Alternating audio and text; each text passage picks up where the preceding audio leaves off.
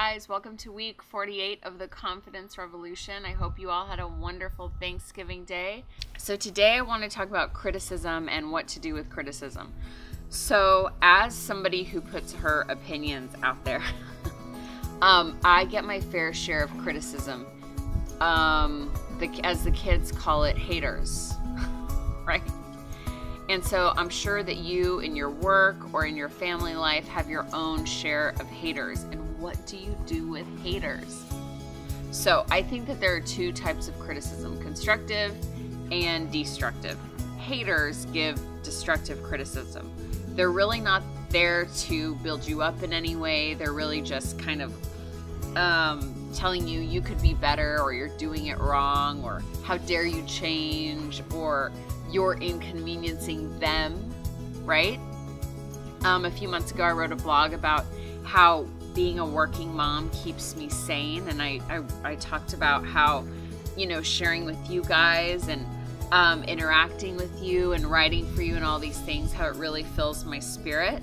And this mom replied and she was like, it's all about you, and when you have kids, it's no longer about you, and you're so selfish and all these things. I thought, what? Okay, first of all, you don't know me, so back off, right?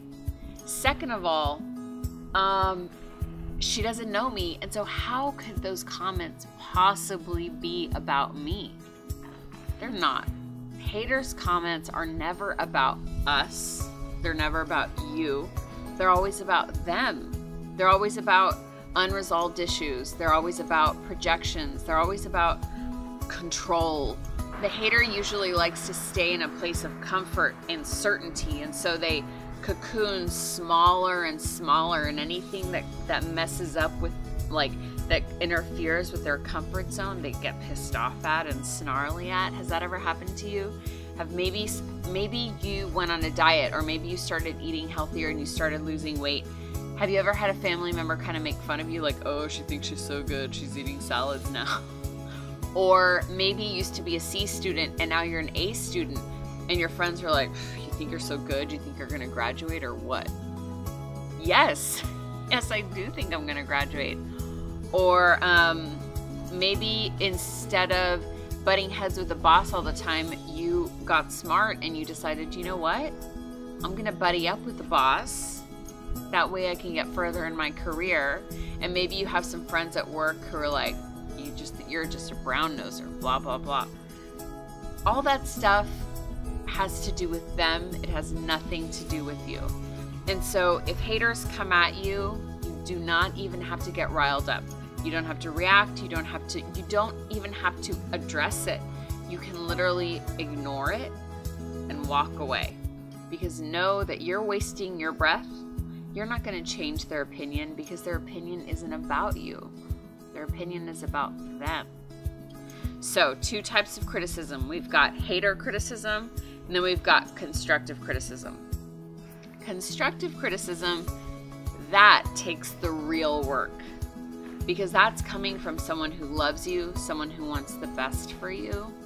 And so when somebody comes at you with, hey, maybe you should try it this way, or hey, maybe you should look at changing this part of your life, or try this way, it worked for me.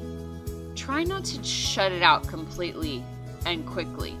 If your best friend tells you something and it hits a nerve, sit with that for a moment. Maybe there's some truth to the statement, right?